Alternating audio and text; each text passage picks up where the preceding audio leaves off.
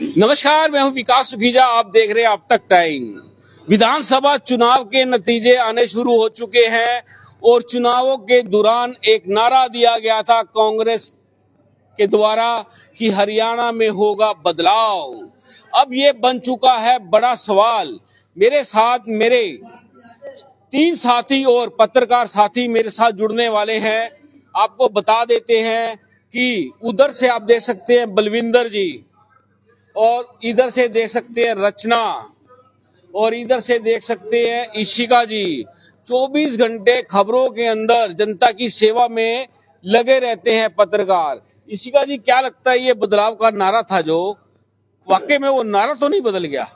Of course अभी फिलहाल तक अगर हम रिपोर्ट्स देखें उसके हिसाब से लग रहा है कि लोग चाह रहे थे बदलाव। अगर फील्ड की बात करें, लोग बार बार कहते थे कि इस बार बदलाव होना चाहिए। अभी फिलहाल की रिपोर्ट तो लग रहा है कि बीजेपी आगे चल रही है, बदलाव कहीं नजर नहीं आ रहा है। जैसे इसका जी बड़े बड़े मुद्दे बनाए गए थे, जैसे प्रॉपर्टी आईडी का मुद्दा था, परिवार पहचान पत्र का मुद्दा था, इसके अलावा अन्य पोर्टल थे, किसान बड़े परेशान थे।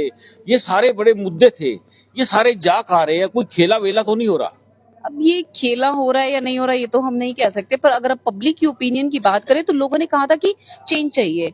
इश्यूज थे लोगों के, हमने जैसे बात की लोगों से तो लोग कहते थे कि प्रॉपर्टी आईडी का भी इशू है और पीपी का भी इशू लोगों को देखने को मिलता था। किसान भी कह रहे थे कि इस बार हम बदलाव देखना चाहते हैं, पर लेकिन फिलहाल की बात करें तो अभी भी लग नहीं रहा है कि कुछ चेंजेस है। जगमोहन आनंद की जैसे बात करें तो फिलहाल लग रहा था कि डाउन है, सुमित्रा सिंह अप है, लेकिन अभी तक की रिपोर्ट में तो लग रहा है कि जगमोहन सिंह को जीतने से कोई रोक नहीं सकता है फिलहाल जो लग रहा है। कितने राउंड हो चुके हैं जगमोहन की अगर बात करें, उनके चुनाव की बात करें अभी तो फिलहाल कितने राउंड हो चुके हैं? 5 हुए हैं, जैसे सुमित्रा सिंह कहती हैं कि 5 राउंड हुए हैं।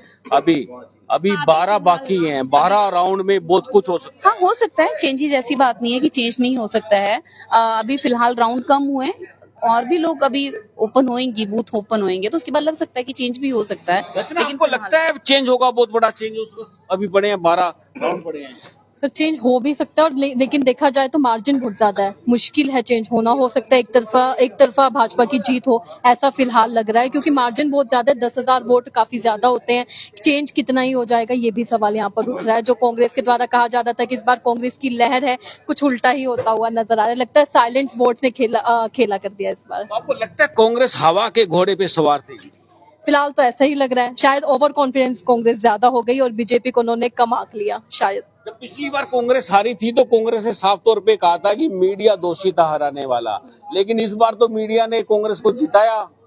आप एग्जिट पोल देखेंगे, उसमें कांग्रेस की सरकार बनती दिखाई दे रही थी। क्या लगता है?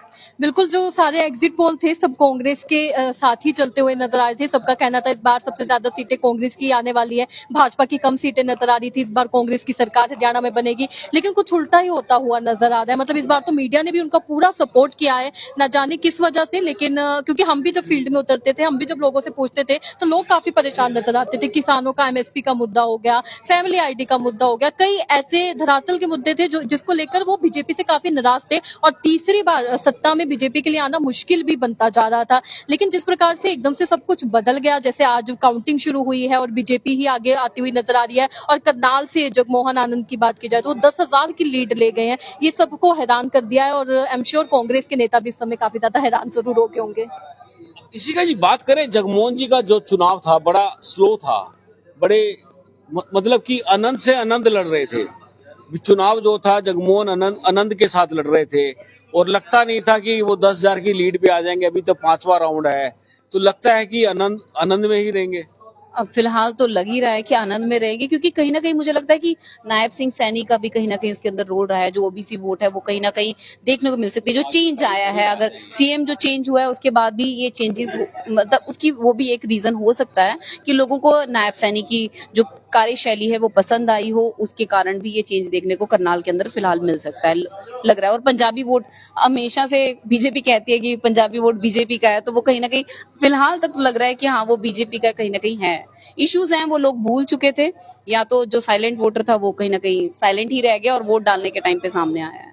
तो ये लगता चीज नहीं कि जो ये इशू था और जिस तरह से बात कर रही थी कि लोग बदलाव की बात कर रहे थे, और कहीं ना कहीं लोगों का ये गुस्सा भी था कि जो पोर्टल्स हुई, ऑनलाइन सुविधा हुई, उसको लेकर गुस्सा भी था। लेकिन अंदर अंदर का जो खेल अब बाहर आ रहा है, वो क्या लगता है? नाराजगी है, लेकिन भाजपा से नहीं है, नेताओं से है, उनकी पॉलिसियों से है, ऐसा भी लगता है कुछ। हाँ, लोग काफी हद तक लोग मतलब लगता था कि लोग मनोहर लाल खट्टर से काफी नाराज नजर आते थे, तो नायब सिंह के आने से चेंजेस आए हैं। बाकी कुछ लोगों का ये भी सोच है कि जिसकी सेंटर में गवर्नमेंट होती है, अगर वो धरातल पे रहेंगे तो काम ज्यादा होंगे। कहीं ना कहीं लोगों के माइंड में ये भी थॉट है कि अगर सेंटर में बीजेपी की सरकार है और अगर हरियाणा में नहीं आती है तो काम नहीं होंगे, तो ये भी शायद इशू हो सकता है। बहुत सारे मतलब, लेकिन पब्लिक ओपिनियन कुछ और कह रही थी। लेकिन आज के जो फिलहाल तक की अगर हम बात करें, 11:30 बज चुके हैं, फिलहाल तक तो बीजेपी करनाल से आगे चल रही है, तो काफी मुश्किल लग रहा है कि सुमिता सिंह का आगे निकलना। ये मुश्किल हो सकता है, लेकिन राउंड है जो राउंड राउंड का खेला पता नहीं कब क्या कैसे बदल जाए, क्या हो जाए। बलविंदर मेरे साथी साथ में है, उनसे जानने की कोशिश करेंगे। बलविंदर, क्या लगता है, आप भी फील्ड में रहे, चुनाव के अंदर रहे, आपने कवरेज भी करी चुनाव की, क्या लग क्या रहा है? लोग कहते तो हैं कि गुस्से में है, वो अपनी जो गुस्सा है वो वोट के माध्यम से निकालेंगे, लेकिन वो गुस्सा पता ही नहीं कहाँ गया। फिर बीजेपी की लहर, कांग्रेस की लहर थी, जैसे भाजपा की 2014 में लहर थी, कहते कि कोई भी कैंडिडेट खड़ा कर दो, अब की बार उसकी जीत पक्की है। कांग्रेस को भी यही उम्मीदें थी, लहर उनकी है, अब की बार कैंडिडेट कोई भी हो, कांग्रेस की जीत होने वाली है। लेकिन यहाँ पे तो कुछ और ही दिखाई दे रहा है। 15,000 वोटों से लीड कर रहे हैं इस टाइम भाजपा के प्रत्याशी। 10,000 वोट 15,000 होगी, 15,000 होगी अभी थोड़ी देर में। हाँ, वो लीड तोड़ बढ़ रही है लगातार। वो लीड तोड़ पाना मुश्किल है। हालांकि दूसरी जगह कोई 2,000 कोई 1,500 वोटों से आगे चल रहा है भाजपा के प्रत्याशी, वो लीड टूट सकती है, क्योंकि कहीं पे 5वां राउंड है, कहीं पे 6 में, वो लीड टूट सकती है। लेकिन करनाल विधानसभा की लीड टूट पानी मुश्किल लगती है 15,000 वोटों से। बलविंदर जी, लगता है मीडिया जो दिखा रहा था और मीडिया को जो लग रहा था, वो मीडिया भी कहीं ना कहीं पीछे हटता दिख रहा है कि उन्होंने जो कहा वो नहीं हो रहा, जनता जो कह रही है वो हो रहा है। एग्जिट पोल में तो कांग्रेसियों को खुश कर दिया। अब कांग्रेस ये कहेगी कि शायद ये भी मीडिया वाले भी भाजपा के थे, हमको सिर्फ एग्जिट पोल में खुश कर दिया, हकीकत कुछ और निकली। मतलब पूरा ठिकरा मीडिया पे बोल रहा मीडिया है। पे ही फूटेगा, मीडिया पे ही फूटेगा। मीडिया सच्चाई दिखा रहा है तब भी गलत है, गलत दिखा रहा है तब भी इनके लिए तो सी है। मीडिया पर गुस्सा फूटेगा, ये इसके लिए तैयार है हम लोग। जिसको जिस तरह गुस्सा निकालना है निकाल लेना, अभी राउंड बाकी है। वो राउंड आपको क्या दिखाएंगे, हमें क्या दिखाएंगे? हम तो वही दिखाएंगे जो समाज में होगा, जो चुनाव में होगा, जो रिजल्ट आएगा वो दिखाएंगे। अपना आकलन भी दिखाते हैं हम लोग, क्योंकि पब्लिक के बीच में रहना, पब्लिक की ओपिनियन को जनता तक पहुंचाना, ये भी बड़ा मुद्दा है। दोस्तों, ये खबर कैसी लगी है हमें कमेंट बॉक्स में बताइएगा। सीधा अपडेट देता रहूंगा, मेरे साथ जुड़े रहिएगा। आप देख रहे हैं अब तक टाइम्स, मैं हूं विकास सुगीजा अपने साथी रिके निषाद के साथ। नमस्कार, जय